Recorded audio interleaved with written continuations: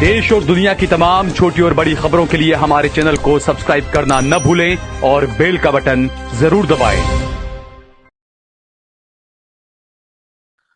अस्सलाम वालेकुम, आदाब। देश लाइव में आपका स्वागत है। मैं हूं सहल कुरैशी। दोस्तों, हमारे देश के प्रधानमंत्री नरेंद्र मोदी साहब ने जो भाषण दिया, जो बयान दिया गुजरात में सोमनाथ से, उसके अलावा आरएसएस के मोहन भागवत ने जो बयान दिया मथुरा से, और देश के एनएसए नेशनल सिक्योरिटी एडवाइजर फर्जी जेम्स बॉन्ड जिसे कहते हैं, उन्होंने भी एक बयान दिया।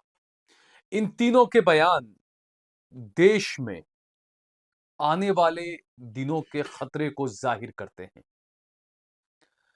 क्योंकि सोमनाथ में नरेंद्र मोदी जो भाषण दे रहे थे, उस भाषण से कई सवाल उठ रहे हैं, क्योंकि ट्रंप और बांग्लादेश को उत्तर न दे पाने वाले मोदी जी देश के हिंदुओं को, देश के युवाओं को इतिहास बता रहे हैं। निशाना साधना था डोनाल्ड ट्रंप पर, लेकिन प्रधानमंत्री नरेंद्र मोदी गुजरात पहुंचकर सोमनाथ की धरती से कांग्रेस पर निशाना साधते हुए नजर आए। सोमनाथ स्वाभिमान पर्व पर पीएम मोदी ने कहा कि तुष्टीकरण के ठेकेदारों ने कट्टरपंथी ताकतों के सामने घुटने टेक दिए। जब सरदार पटेल ने सोमनाथ के पुनः निर्माण की शपथ ली तो उन्हें भी रोकने की कोशिश की गई। प्रधानमंत्री नरेंद्र मोदी जी, आप ये जो भाषा और ये जो चीजें आप बता रहे हैं, आप लगातार 2013-14 से ये रोतड़ा रो रहे हैं, आप इसका रोना रो रहे हैं, आप ये हुआ वो हुआ, ये किया वो किया। मोदी जी, ये टाइम, ये वक्त अतीत के गोबर में डुबकी लगाने का नहीं है।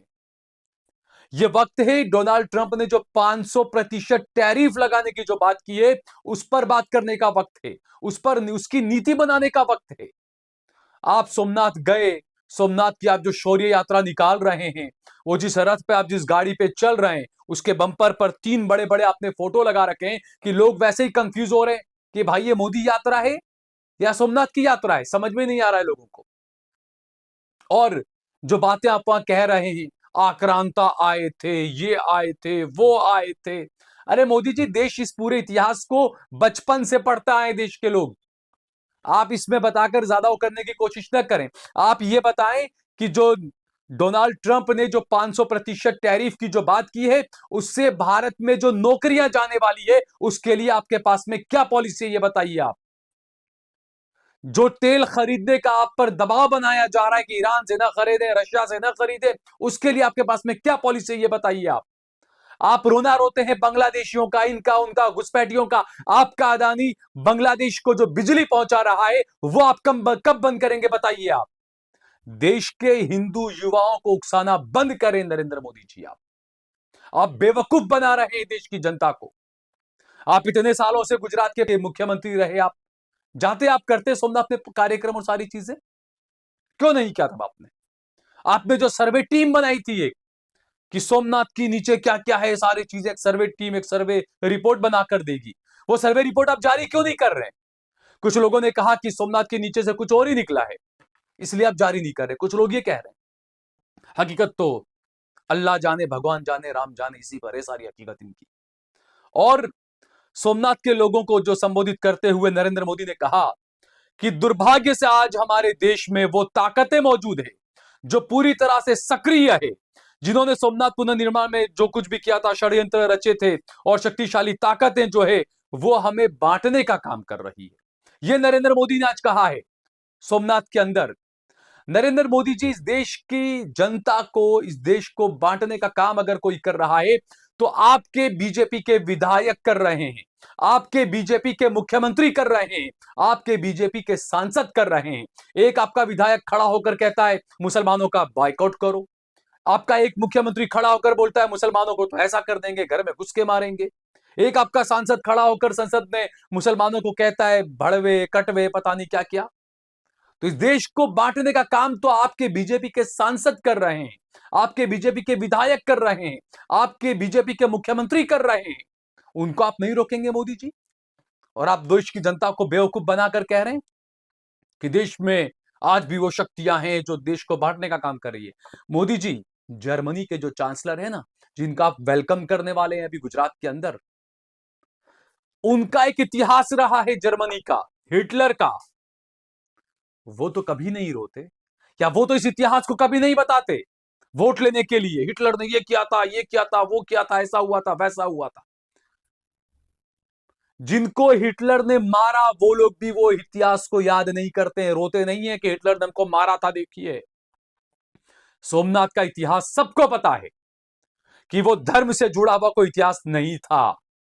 जो पहले के राजा महाराजा थे, अगर मुसलमान राजा था तो उसकी सेना के जो बड़े सर्वे सर्वा सब होते थे, उसके वजीर वगैरह, वो हिंदू हुआ करते थे।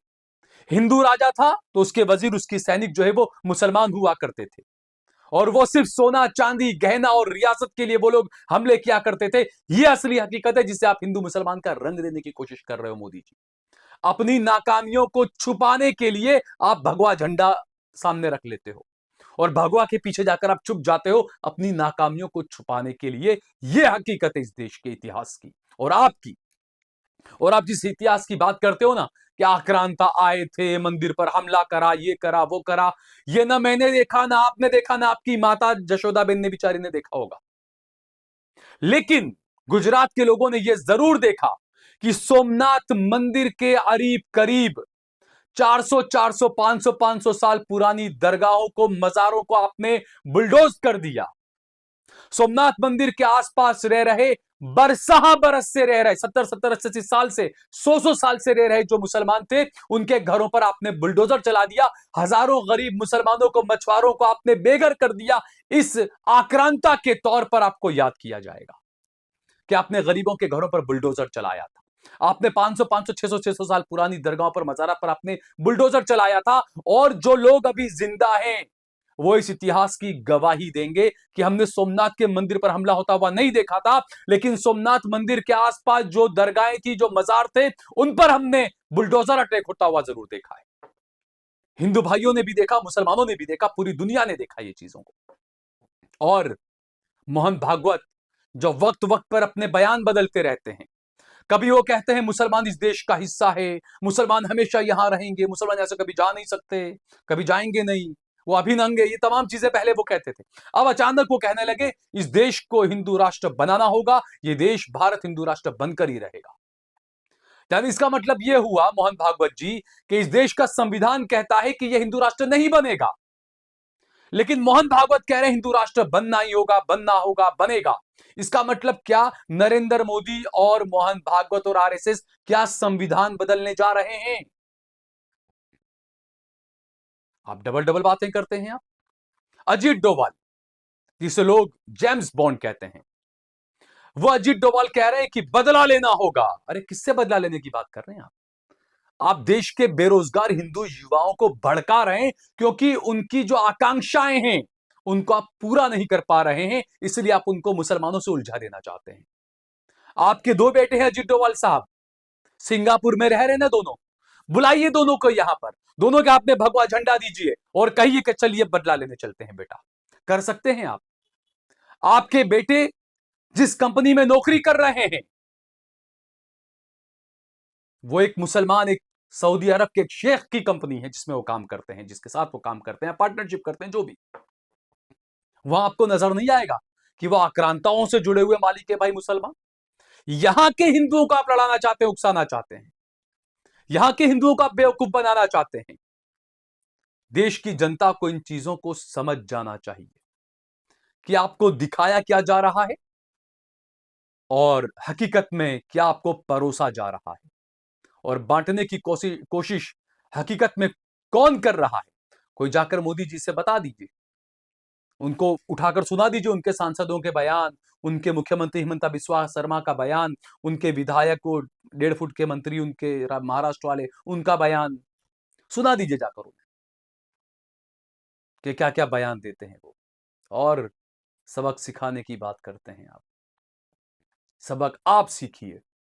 कि देश को कैसे चलाना चाहिए। इस देश को संविधान से चलाया जाना चाहिए। देश आपकी सोच से या मनुस्मृति से या उन चीजों से नहीं चलेगा।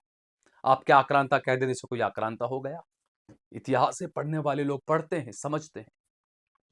जो लोग समझदार हैं उनको इनके ट्रैप में नहीं आना चाहिए, क्योंकि बांग्लादेश की बात करते हैं, घुसपैठियों की बात करते हैं, जबकि हकीकत यह है कि सबसे ज्यादा घुसपैठिए नरेंद्र मोदी के कार्यकाल में देश में घुसे हैं।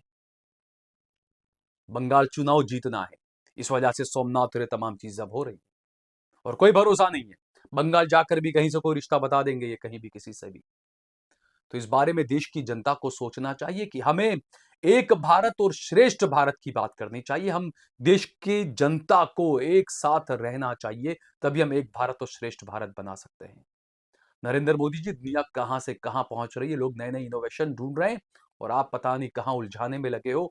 तारीख के, इतिहास के, अतीत के उन पन्नों को पलट पलट के आप उसमें गोबर में डुबकियां लगा रहे हो। ऐसे देश नहीं चलता है। आगे क्या करना है, आगे का क्या रोड मैप है आपके पास में, क्या किया आपने इन 12 सालों के अंदर, इस पर बात करिए। कितनी नई शोध की आपने। आपने नेहरू को गाली दी, आपने इंदिरा को गाली दी, दीजिए आपको जिसको गाली देना है, लेकिन जो आप बताते हैं कि आप चाय बेचने गए थे या जो भी, वो प्लेटफॉर्म भी मेरे ख्याल से इंदिरा राजीव और उसी के वक्त में बना होगा। कुछ लोग तो कहते हैं कि वहां पर रेलवे स्टेशन था ही नहीं, आप जबरदस्ती ऐसे ही चलाते हैं कि आपने चाय बेची है। कुछ लोग ये भी कहते हैं। जिन यूनिवर्सिटी में आप पढ़े, गुजरात यूनिवर्सिटी, अब आपकी डिग्री पर सवाल है, फर्ज या जो भी है, लेकिन कुछ लोग कहते हैं और हकीकत है कि वो यूनिवर्सिटी किसके टाइम में बनी थी ये आप नहीं पता आपको। और आप जो कहते हैं कि नेहरू नहीं चाहते थे मंदिर बने, ये बने, वो सत्ता में थे, वो मजबूत प्रधानमंत्री थे, चाहते तो उस वक्त भी रोक सकते थे, लेकिन उन्होंने नहीं रोका मंदिर को बनने से। ये तमाम झूठ के पुलिंदे आप जो बता रहे हैं देश के हिंदू युवाओं को, देश का हिंदू खुद समझदार है, देश के हिंदू को खुद को इतिहास पढ़ना चाहिए और जानना चाहिए। फिलहाल मुझे दीजिए इजाजत। बहुत बहुत शुक्रिया आपका। इस वीडियो को ज्यादा से ज्यादा शेयर करिए, कमेंट करिए, लाइक करिए। हमने हमारा नंबर भी दिया हुआ है, हमारे नंबर पर ज्यादा से ज्यादा सहयोग करें। हमें आपके सहयोग की सख्त जरूरत है। ज्यादा से ज्यादा हमारा सहयोग करिए। जय भारत, जय हिंद।